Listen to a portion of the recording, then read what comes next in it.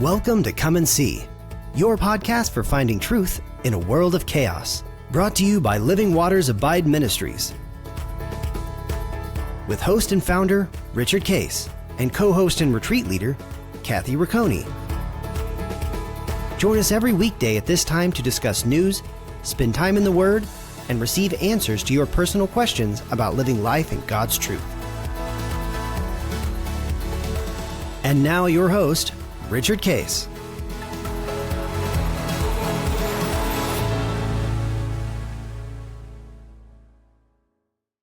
Well, good morning, everybody. This is End Times Friday, and we have part two of our special guest from Israel, Eric and Rabbi Ephraim. We welcome you guys again. Thank you for setting up. Last week, we were taping on day 11 of the war with Iran. There's been a lot of progress, as we discussed last time, in terms of taking out the capability of Iran. Here's a question I would love both of your input on. Would be, right now there has been a successor, which is Khomeini's son, and so what's your thoughts about that, number one? And then two is that in the absence of a true regime change, which then becomes fully cooperative with Israel and the United States, and they still have the same ideals of eliminating the West and Israel, what would be a definition of the end of the war, and what would that mean to normal life coming back to Israel as that plays out? So we'd love to hear your thoughts about the new supreme leader, and then what does it look like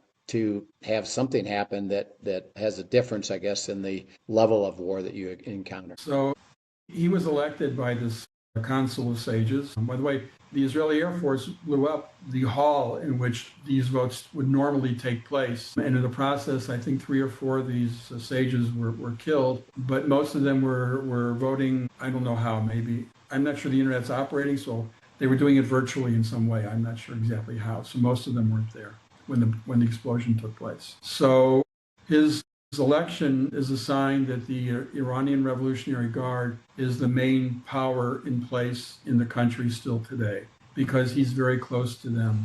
Your listeners need to understand that the Iranian Revolutionary Guard, which was created when Ayatollah Khomeini established the Islamic Republic in about 1979, it today is composed of idealistic fanatics who adhere to a death cult, which is the philosophy of this regime, but it also consists of a lot of opportunistic people who are there to make money. And the Iranian Revolutionary Guard benefits financially a great deal from the current sanctions. In other words, if hypothetically the United States were to lift the sanctions, the Iranian Revolutionary Guard would suffer a lot, because there wouldn't be this second economy that they totally own and they control. And they launder money. There was a direct flight every day between Caracas, Venezuela, and Tehran, Iran, and on board were the members of the Iranian Revolutionary Guard, because they were involved in money laundering, they were involved in drug trafficking all through Venezuela into the United States, terror cells all over the place, and this is what they do. And some of them are idealistic and will do whatever they do because they believe in this crazy messianic vision of their leader. And some of them do it because they can make a lot of money. I mean, some of the children of these senior members of the Iranian Revolutionary Guard don't even live in Iran. They're living in Europe and having a nice life. I mean, a very nice life. This newly elected son of the former leader, Mustafa Khamenei, I think is his first name, I'm not pronouncing it properly. He's worth over $400 billion. And I guarantee you, he didn't get that money asking for donations at his mosque. He's in the whole infrastructure of laundering money and controlling the economy through these sanctions as much as all these Iranian Revolutionary Guard people are. And I don't know what that means. I don't know if that means that there'll be people inside Revolutionary Guards who are idealistic and then will eventually struggle over this. I don't know, but he's not the ideologue of his father. A question about that, because of the wealth, would that motivate him to come up with some ceasefire condition that doesn't eliminate their leadership, their regime, which gives them a chance to rebuild it and redo something else, but at least to not be in a position where he's directly killed, one, or two, they just get decimated till they have no working economy enough. If I was a magician and I had a magic wand, I can imagine a scenario.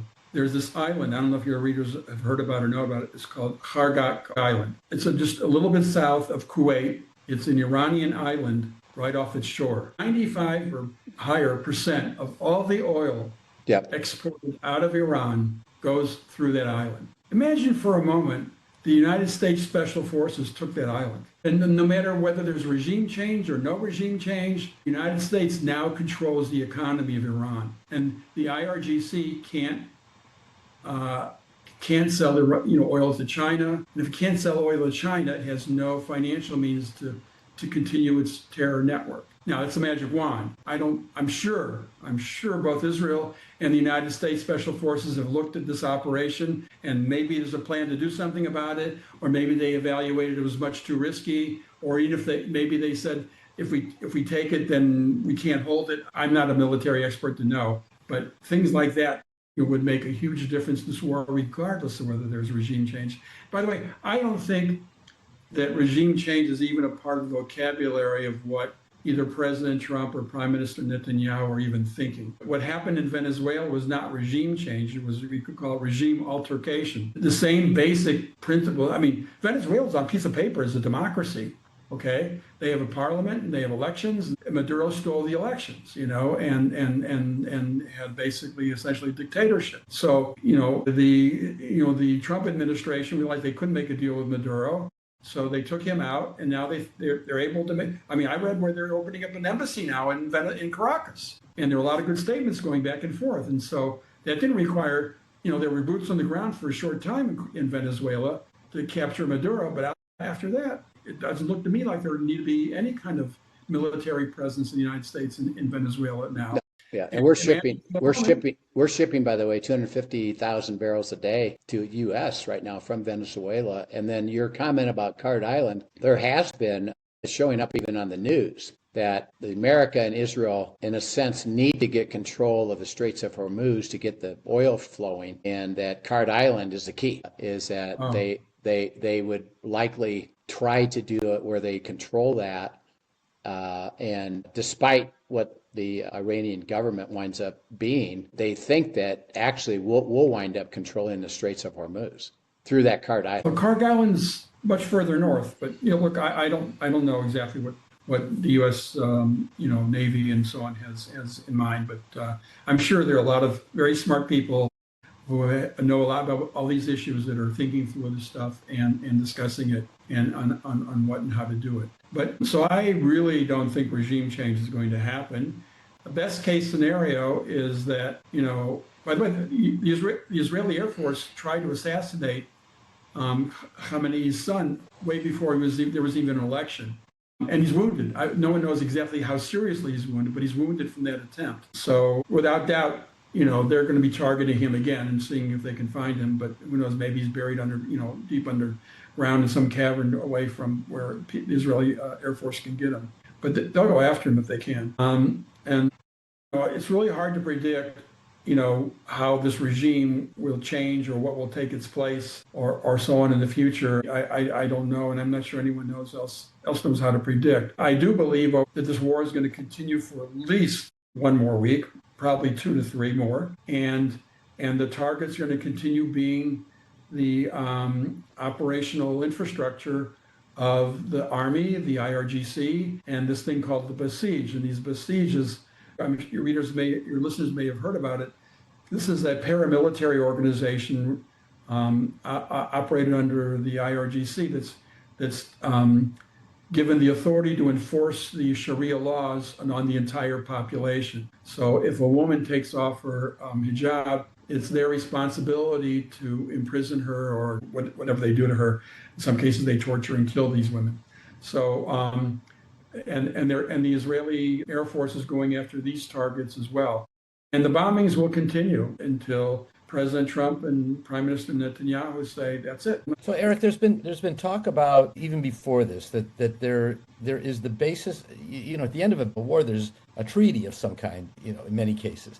You're living in a fantasy. And so that's the question I was getting at. So there was talk about we'll supply your energy, your nuclear fuel, get rid of all your enrichment, don't rebuild missiles, don't pursue this, don't pursue that. That requires an agreement. Is that, and we hear that kind of conversation over here all the time, even before this fighting broke out. Is that just silly? Is all of that crazy? The right to exist issue. One question before that, Denny, as we go, that is that a cessation would be a ceasefire of some kind. Okay, we'll stop sending missiles at the moment. Will that occur toward, then of course Trump will want to do some kind of a treaty. Eric, and Rabbi, particularly as you think about the cessation of it, what do you see as the possibility of a ceasefire, a real ceasefire? Real ceasefire? We don't have real ceasefires. Sorry, I missaid that. You don't have real ceasefires. A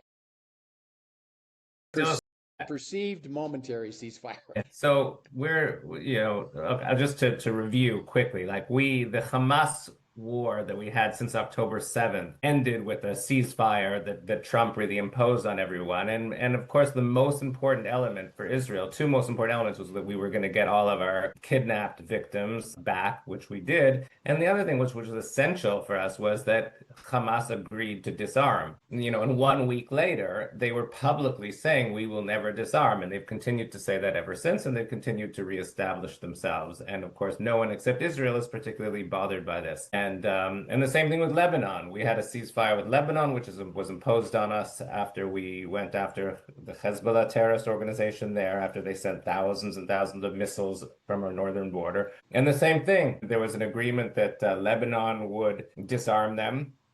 And then they proceeded for the last year or so to do nothing. And now they're screaming again as we're attacking Hezbollah again because they did nothing. So now they're crying again for another ceasefire. So, I'm not a big fan of ceasefires. I don't think most Israelis, have, we've been to this movie, as we say, and we know how they end. So I want this thing to go as long as it possibly can go, even though we are personally having a really hard time of it, because every day that goes by, the evil empire of Iran, who puts that its #1 priority to destroy the innocent people living thousands of miles away from them in Israel. So every day damages them, makes it harder for them to rebuild, makes it harder for them to reestablish their terror network. They'll have less money available to establish and to support terror proxies. So every day that goes by is better. It weakens them, and it makes it just a little bit longer till they can start up again. Or what Trump is demanding is complete unconditional surrender. That would be good. That would be a good way to have a ceasefire, but it usually doesn't end up to be quite as clean over in this neighborhood. Because they're willing to go down with the ship. That's the problem. Like a normal country, when you do a certain amount of damage or kill enough people, they're willing to say, oh my gosh, if we keep fighting this war, we'll have no country left and no people left. But in Iran, that logic doesn't work because the leadership and the government, they don't care if there's a country left. They don't care if there's an economy left. They don't care if they have any people left. To them, it is much more important to them to destroy Israel and America and the West than it is to have their own country, because they are motivated by an Islamic, Muslim, fundamentalist, jihadist goal, which is much more important than their own lives and the lives of their entire people. So they're happily willing to sacrifice millions of lives rather than give up their goal of destroying the West. Eric, any input on that? Hopeful sounding, right? Yeah. No, I think Ephraim, I think he said it quite well. I mean, it's very hard for a Western mind to understand. Yeah. But it's not figurative. It's not, some movie description. These people, Hamas, ISIS, Islamic Republic, Hezbollah, the Taliban, Al-Qaeda, they're death cults. They worship, and they say it. They don't hide it. They tell us, we're strong and you're weak because we worship death. That's what they say. These are death cults. And the West needs to understand that they're after West. This is why America is the great Satan, because Iran, the Islamic Republic, knows that if you can take down the United States, Europe is nothing. It's a marshmallow at best, and they know that. Okay, and so they see that. And they see also in the United States that, one president's a marshmallow and then one president is a hammer, and it flips flops. I guarantee you that they think, oh, all we have to do is hold out 2 more years and then we're going to get a Gavin Newsom running the country and he'll let us make a bomb. He won't care. And they're right, because they understand. And so the idea of a ceasing, look, we have 2 neighbors we have peace treaties with, Egypt and Jordan. They're not peace treaties, they're ceasefires. If you ask the average Egyptian or the average, and I've gone to these places. I'm a scuba diver. I've gone down into the Sinai with the Egyptian population, and I'm down there diving, and I've been to Jordan, okay? And I was in a place called Wadi Rum, which is where they filmed Lawrence of Arabia, and I'm with an Arab driver, and I say, well, have you ever been to Jerusalem to see the Dome of the Rock, and the Al-Aqsa Mosque? And then I hear a tirade on Israel, These people, their leaders understand there's value in having I'll call a ceasefire with the United States.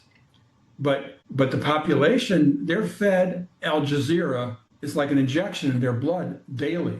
And Al Jazeera is a propaganda arm of Qatar and the Muslim Brotherhood. Your viewers can probably watch a version of Al Jazeera in the United States. Oh, yeah, yep. This is not news. This is a propaganda arm of a fascist, death cult. That's what it is. In that regard, will because Denny had a question about, will there be a possibility of a quote treaty? It sounds like, either perhaps no, but if they believe that all we need is a change in our government to wait it out, would a treaty ever really be established? Also, I want to comment that, Eric, let me just throw in there something that we have been not noticing as much. Is that the Iranian people, as opposed to Jordan and Lebanon and other countries, the Iranian people, there's a huge secular population because Iran used to be free and reasonably democratic until the Islamic Revolution in 1979. So basically, you've got this theocratic government that a huge percentage of the population is very opposed to. So if they can be thrown out, there's a much better chance that Iran can go back to being a Western-facing, Western-loving, Western-affiliated, somewhat of a democracy, because the population is not made up of mostly Islamic fundamentalist ISIS members, as opposed to our closer neighbors. Any thoughts on a treaty? You want to raise that question again, Denny, so we can talk briefly about that? You're muted. Yeah, as we understand the way you describe it, it feels like this is a cycle every few months or every few years of beating down these countries like Iran with overwhelming military force, really costly military force, as long as the United States is willing to sponsor that. And then we're done, and everybody settles for.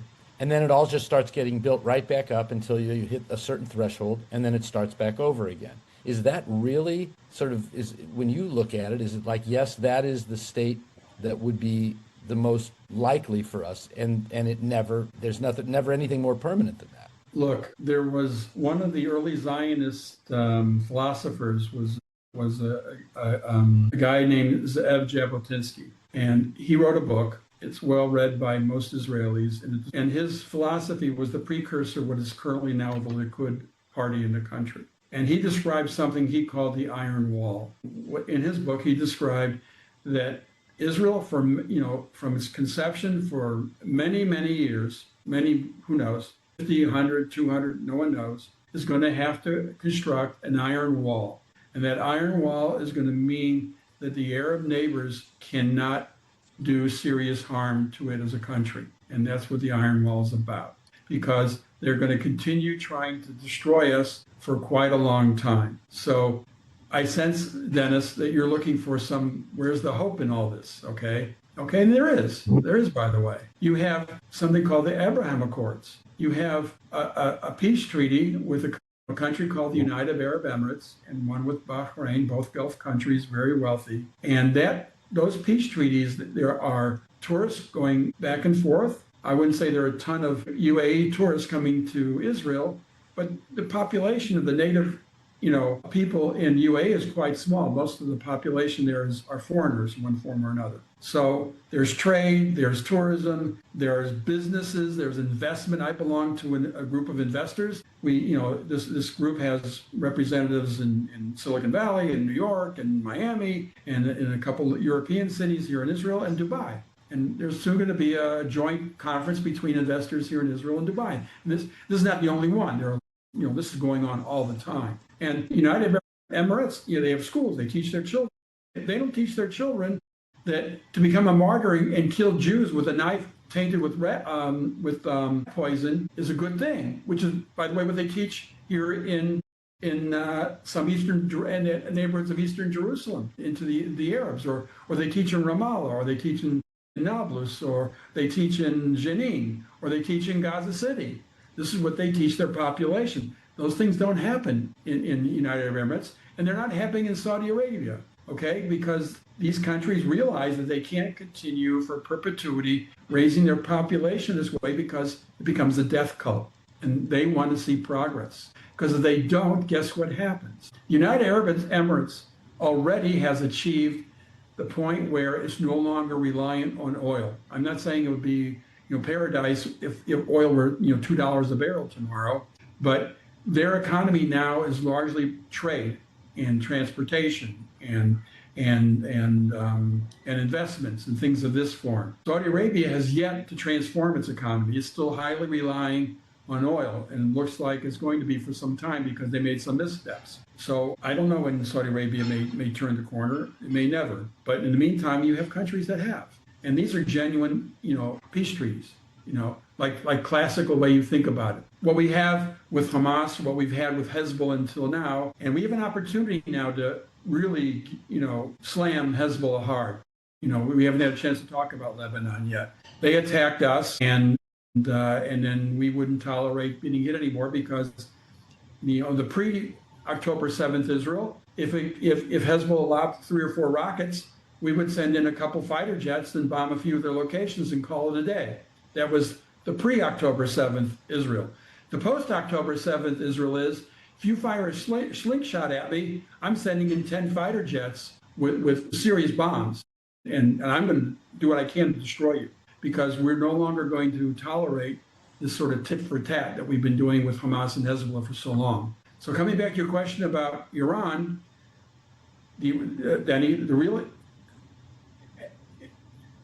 it was like, I think, December 29th, Prime Minister Netanyahu went to Mar-a-Lago to meet with President Trump. At that meeting, the main basis of the discussion was he was informing President Trump that Israel had every intent to lead a second attack on Iran in June 2026, 1 year after the 12-day war. The purpose and the goal of that attack was to start taking out the missile infrastructure, which is what's happening now. Subsequent to that meeting, especially after the demonstrations, the protests in Iran, President Trump had a change of mind, saying, I think I want to join you on this. And that's how this whole joint effort evolved. But initially, Israel had a plan to attack Iran in June. And you could call it mowing the lawn. We've been doing this in Gaza for some time, and we've had to do this in Judea and Samaria ever since the Second Intifada. You don't hear about it all the time, but on almost a nightly basis, there are special forces of the Israel. Maybe your listeners can sometimes watch the TV series Fauda. It's an Israeli-based, it was produced here in Israel. Well, it was produced by guys who are part of a unit called Duv Devan. It's the special forces. And it's based upon not real events per se, but what you see in that movie is pretty real. I mean, those things happen. People the Israeli army will go in and they'll knock on the door, and they'll barge in, and they'll find arms, or they'll find a renegade terrorist in a home, and they'll take it. And that happens quite frequently. And that's called mowing the lawn, because you have to be preemptively taking care of these things long before they fester and become a huge issue. I think if I could just add, I agree with everything that Eric has said, but I think that that has been the way we have operated, largely because, when we're in the process of taking out our enemies, there's just so much international pressure and condemnation and arms embargoes, etc., that force us to stop the war before we actually finish it. That's been our history in every single war from 1967 73 at least, whenever, and 48 even, whenever we start winning, the world forces us to stop. I think that the glimpse of hope in this situation today, and it's too early to tell, and there's a lot of, maybes, but taking Iran out could be, much bigger than anything we've done before. And if there really is regime change, and if there is a change of leadership that is not, fundamentalist Islamic jihadist government, then that has ripples. Then they were the main funder of Hamas. They were the main funder of Hezbollah. They've also now countries like Saudi Arabia and Qatar, who were allied to some degree with Iran, are now at war with Iran. So that can potentially put them much more likely into being allies of Israel, perhaps the Abraham Accords. So it could really be a very significant regional swing depending how this whole thing ends. So I think we're feeling a little bit more, we're allowing ourselves to feel a teeny tiny bit of more hope than in the past. But certainly, it's going to be, as Eric said, going to be way better than it was before for a while. And how long that while is, just depends on how it really ends. Yeah. Well, thank you both for helping explain it all. We have lots to watch in the next week or two to see how does this come to a semi-conclusion of some kind, if it does. And we know that you're better off because of what happened. What will happen after that will be a big question of, and of course, our view of it is always, is there a place where you go back to semi-normal living without a daily barrage of somebody trying to attack you? They're always going to attack you, and we just want it to be very infrequent because you have a defense for that. So it'll be interesting to talk about. So anyway, thank you so much. Go ahead. I just want to say that it's really wonderful being recognized by the United States as being such an important and strong ally of the United States, that Israel is being recognized as that. And while they're getting really upset with England and France and everyone who were former major allies, they're recognizing, oh, you really do have an ally in a dangerous neighborhood that is there to back up the United States and its goals as well. So we're proud to be that. Yeah.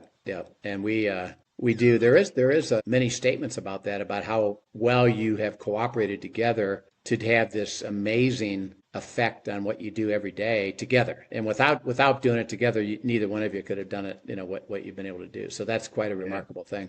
So anyway, thank you guys. We'll be praying for your safety, that you don't have to go to the bomb shelter very often, and that we get this semi-conclusion soon. So and by the way, listeners, if you have questions you'd love to ask our guest, send it in at questions@abideministries.com, and we will keep this up. I think we'll probably have regular updates right now with what this war is going about, so we'll probably schedule another one quickly. So thank you guys, and we wish you well. Thank you for joining us for today's episode of Come and See, your podcast for truth in a world of chaos. Brought to you by Living Waters Abide Ministries. Send us your questions and comments, and tune in tomorrow for more answers to your personal questions about living life in God's truth.